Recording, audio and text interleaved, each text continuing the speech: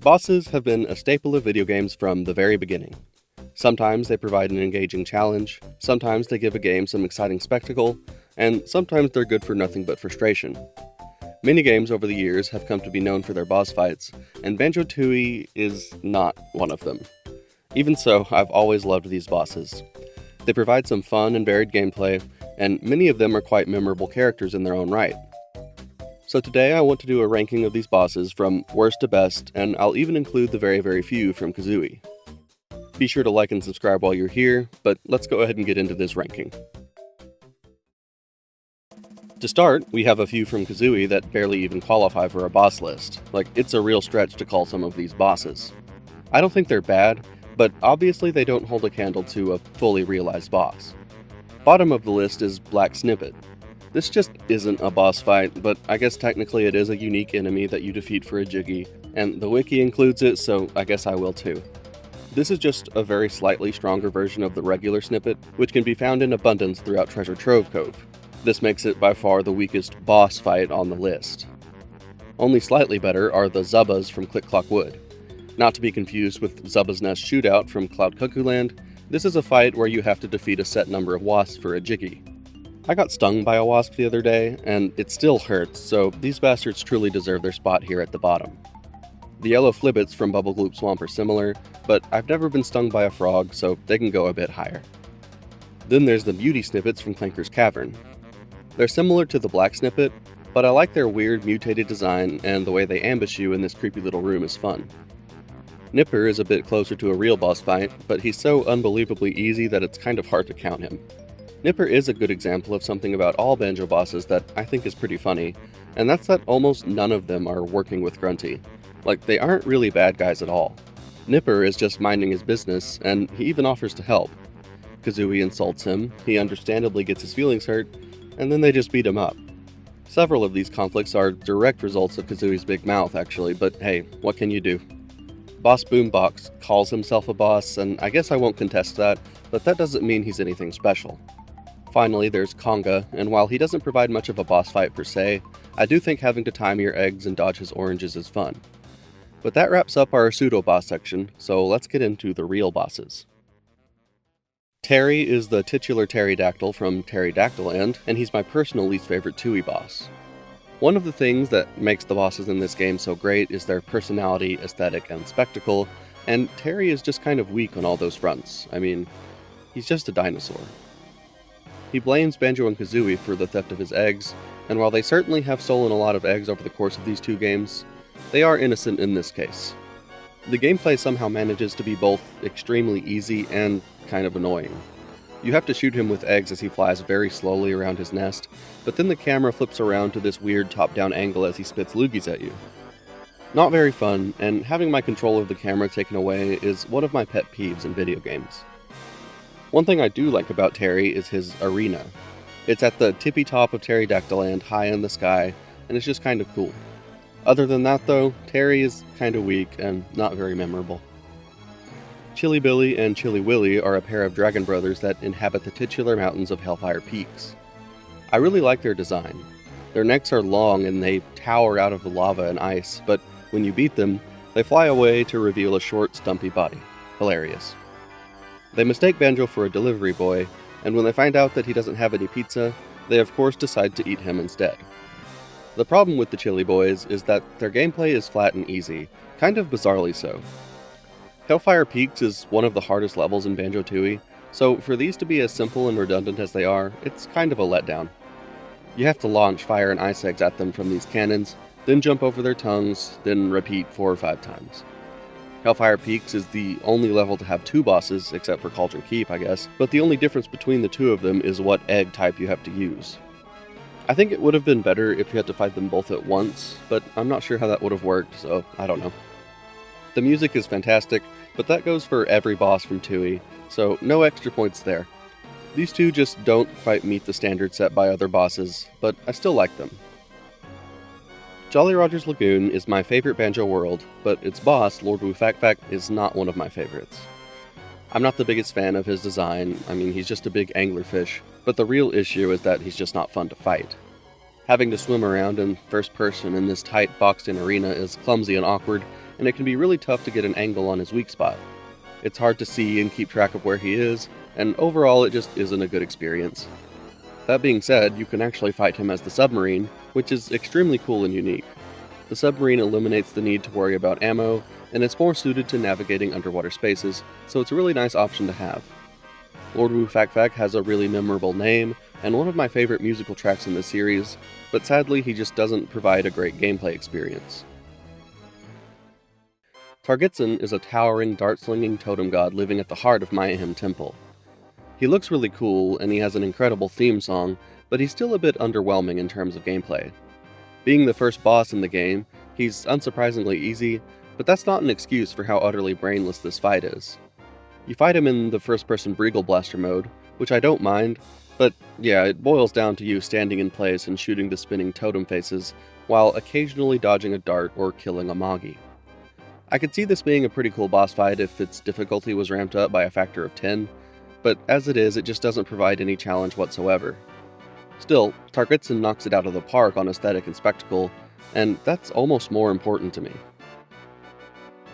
Old King Cole is the boss of Glitter Gulch Mine and the owner of Truffy the Train. You fight him in the boiler of the train itself to earn the right to use it. The fight itself is somewhat unremarkable, you just launch eggs at him as he runs aimlessly around the room, but it does do some interesting stuff. Every once in a while, the boiler heats up, turning the floor to lava and filling the room with deadly gas. This makes the fight dynamic, though it remains pretty easy. Old King Cole himself is pretty funny though. His arms fall off as you damage him, but he remains in denial as more and more of him falls apart. By the end, he's just a pair of legs walking around, and that's always good for a laugh. He doesn't have the best gameplay or the most impressive spectacle, but I think he does enough to earn a spot here. Klungo is next, one of my favorite Banjo characters. He's painfully loyal to Grunty, to a self-destructive degree. You fight him at 3 different points in Banjo-Tooie, and there are differences each time, but I'm going to rank them all as 1. He drinks a potion each time, each one with a different effect. Which one you get at which point is actually entirely random, so that's pretty cool. One of his potions grows him into a giant, and he'll jump up and try to land on you. One of them splits him into 3 copies of himself, and you have to guess the right one. The third one turns him invisible, and you have to spot him fading in and out and attack him. In all 3 variants, each time you damage him, he pauses to fling vials of something nasty at you. All 3 fights are incredibly easy, but they give Klungo a fun and quirky personality. Each time you beat him, he shows up the next time looking bruised and battered, as Grunty beats him for his failures. When you beat him a third and final time, he's finally had enough of her abuse and decides to switch sides. Like I said, Klungo is one of my favorite characters, and I like the progression that takes place between each fight, making him a fun and memorable boss.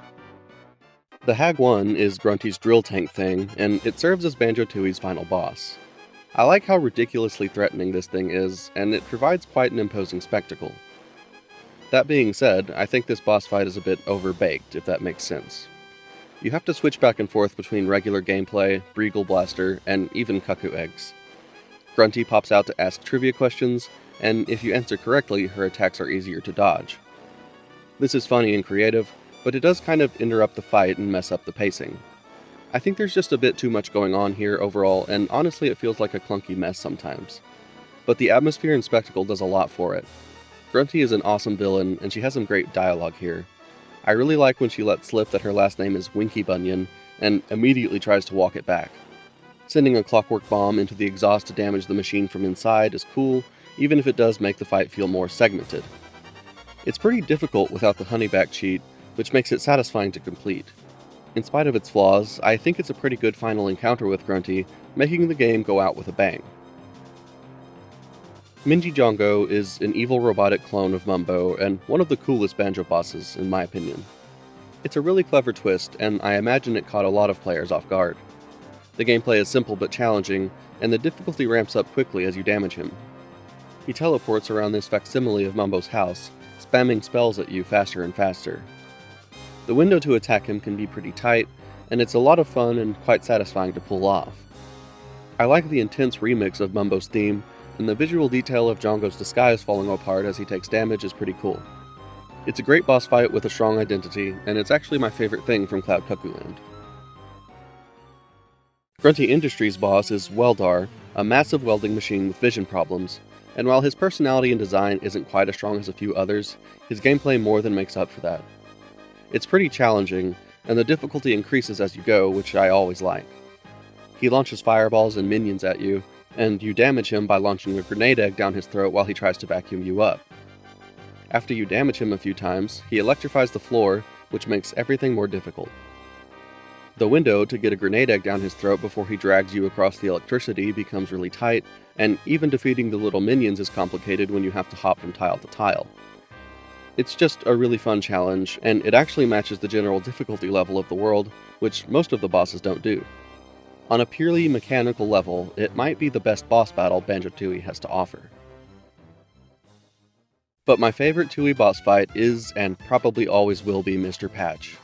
He has a strong personality and a great sense of scale and spectacle. He's a big balloon dinosaur hiding in Witchy World's Big Top, and of course it's Kazooie's trash talk that sets off the conflict. You have to hit his mini patches to blow holes in him, using either grenade eggs or beak bomb. Once you damage him the first time, boxing gloves begin punching up out of the ground, forcing you to take to the sky. This adds a bit of strategy to the fight, and I recommend taking out the hardest to reach patch first. Once in the air, he launches big explosive beach balls at you, but the challenge here is less about staying alive and more about landing hits. And this isn't as easy as it sounds. He walks around the arena, slowly at first, but as you damage him he becomes smaller and faster, making him much harder to hit. It's a fantastic boss fight with great dynamism and progression, but it's really the whimsical fun and spectacle that elevates it for me. Mr. Patch is everything a Banjo boss should be, and he'll always be an iconic classic in my book. Even so, not even Mr. Patch can top the first real boss fight of the series, that of course being Gruntilda herself. Banjo-Kazooie's final boss is the perfect note to end the game on, capturing the fun, fairy tale atmosphere of the game, and of course the wacky, mischievous personality of Grunty herself. Gameplay-wise, there's a lot going on here, and it isn't a walk in the park. It starts with Grunty trying to run you down on her broom, cackling gleefully as she does so. The sound design is excellent, with her broom making ridiculous engine noises and sputtering and backfiring when it breaks down. This is only the first stage though, and over the course of the fight you'll have to fire eggs at her from afar and take to the skies to chase her down, braving an onslaught of spells all the while. To end the fight, you have to awaken these Jinjo statues, while Grunty hurls an absolute barrage of deadly magic at you. Everything here is implemented so creatively and lovingly, and the developers went so far out of their way to make this a memorable encounter, from the music and sound design to the animations and Grunty's dialogue, and of course the unique set of gameplay challenges required to finish her off. It's honestly one of my favorite parts of Banjo-Kazooie, and it's an incredible accomplishment to have such a well-designed and fun boss fight in a game that otherwise includes very little combat. In my opinion, it outshines all the bosses from Tooie, making it the best boss fight in the series. Thanks for watching. If you enjoyed this video, be sure to like and subscribe. If you're an awesome, angelic being, you can also become a member to support the channel. Let me know in the comments what your favorite bosses are, and if you're enjoying these quick ranking videos, I have a couple more in mind, so let me know if you want to see more. But until next time, take care.